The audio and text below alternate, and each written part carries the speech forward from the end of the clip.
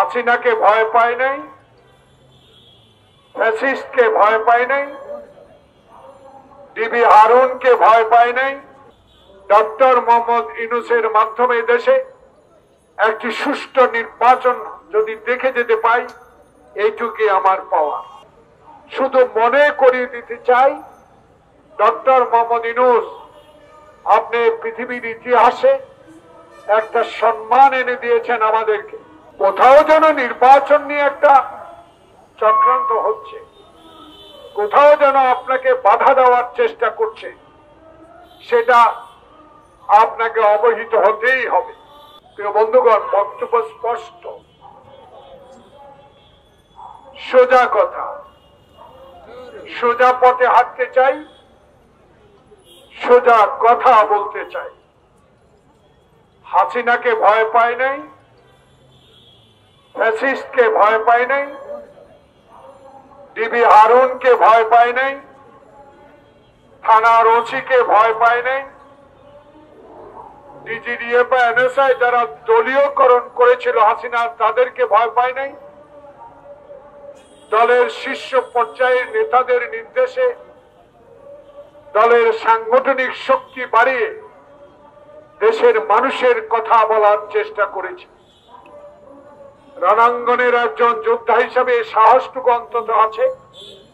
বড় নেতা হতে পারে নাই, কিন্তু একজন কর্মীর মর্যাদায় ডক্টর মোহাম্মদ ইউনূসের মাধ্যমে দেশে একটি সুষ্ঠু নির্বাচন যদি দেখে যেতে পাই, এইটুকুই আমার পাওয়া।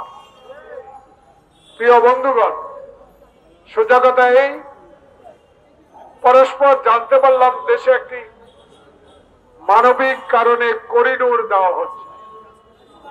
পত্র পত্রিকায় দেখতে পেলাম, রাজনৈতিক বিশ্লেষক যারা, তাদের মুখে ইউটিউবে অনেক কথা শুনতে পেলাম। পত্রিকার মাননীয় সম্পাদক মন্ডলী অনেক কথা বলার চেষ্টা করছেন, কেউ পক্ষে, কেউ মানবিকের পক্ষে, কেউ না দেওয়ার পক্ষে। আমি একটি ছোট্ট রাজনৈতিক কর্মী হিসাবে ছোট মনে হতে পারি, ছোট নেতা হতে পারি, আমারও বয়স 74। আমি বাংলাদেশের সকল আন্দোলনে সম্পৃক্ত হবার সৌভাগ্য হয়েছে। এই কথাগুলি বলার নিজকে গুণান্বিত করার জন্য নয়, শুধু মনে করিয়ে দিতে চাই, ডক্টর মোহাম্মদ ইউনূস আপনি পৃথিবীর ইতিহাসে একটা সম্মান এনে দিয়েছেন আমাদেরকে। এখনো সেই সম্মানিত ব্যক্তি হিসাবে আপনি এখনো মানুষের মনে আছেন, কিন্তু কোথাও যেন একটা দাবা খেলা হচ্ছে,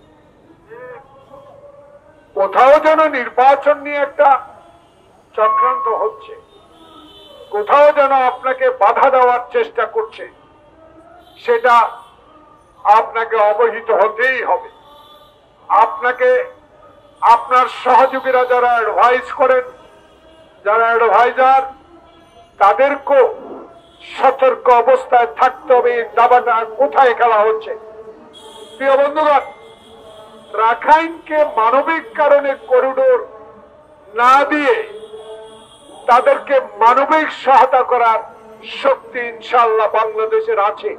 যেহেতু বাংলাদেশে ইতিপূর্বে লক্ষ লক্ষ রোহিঙ্গাকে আশ্রয় দিয়ে বিশ্বের দরবারে একটি সুনাম অর্জন করেছে।